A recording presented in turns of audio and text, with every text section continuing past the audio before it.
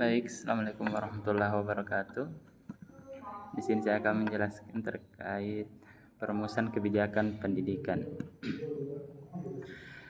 Yang pertama, hakikat formulasi kebijakan.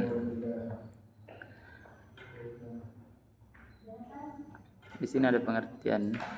Hakikat formulasi kebijakan menurut Anderson mengatakan perumusan kebijakan menyangkut upaya menjawab pertanyaan bagaimana berbagai alternatif disepakati untuk masalah yang dikembangkan dan siapa yang berpartisipasi.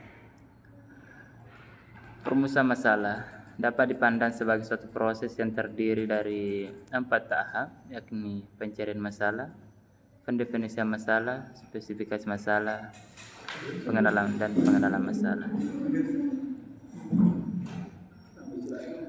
Berdasarkan uraian di atas, dapat disimpulkan bahwa formulasi kebijakan adalah cara memecahkan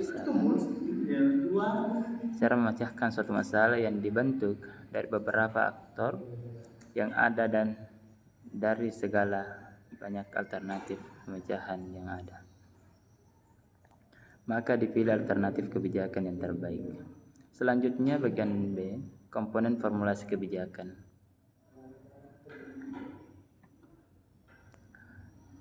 Di sini menurut wibawa komponen yang terdapat dalam proses formulasi kebijakan ada beberapa. Yang pertama itu tindakan, yang mana tindakan adalah tindakan disengaja yang selalu dilakukan secara terorganisasi dan berulang guna membentuk pola tindakan tertentu sehingga pada akhirnya akan menciptakan norma-norma bertindak bagi sistem kebijakan. Yang kedua, aktor. Aktor di sini adalah orang atau pelaku yang terlibat dalam proses formulasi kebijakan yang memberikan dukungan maupun tuntutan serta menjadi sasaran dari kebijakan yang dihasilkan oleh sistem kebijakan. Yang ketiga, orientasi nilai.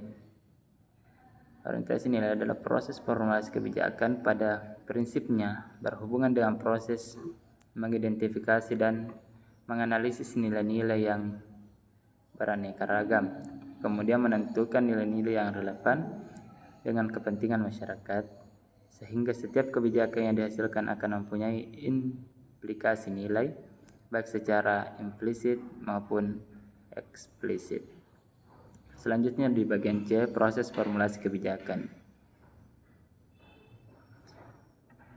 Proses formulasi kebijakan, proses perumusan kebijakan yang efektif, memperhatikan keselarasan antara usulan kebijakan dengan agenda dan strategi besar atau grand design pemerintah melalui konsultasi dan interaksi. Tahapan perumusan kebijakan menekankan konsistensi sehingga kebijakan yang baru tidak bertentangan dengan agenda dan program pemerintah yang sedang dilaksanakan. Ada 4 langkah dalam proses pengambilan kebijakan publik, diantaranya perumusan masalah, agenda kebijakan, pemilihan alternatif kebijakan untuk pemecahan masalah. Yang keempat, tahap penetapan kebijakan. Selanjutnya di bagian D, aktor dalam formulasi kebijakan pendidikan. Aktor adalah orang atau pelaku yang terlibat dalam proses perumusan formulasi kebijakan yang akan memberikan dukungan maupun tuntutan serta menjadi sasaran dari kebijakan yang dihasilkan oleh sistem kebijakan.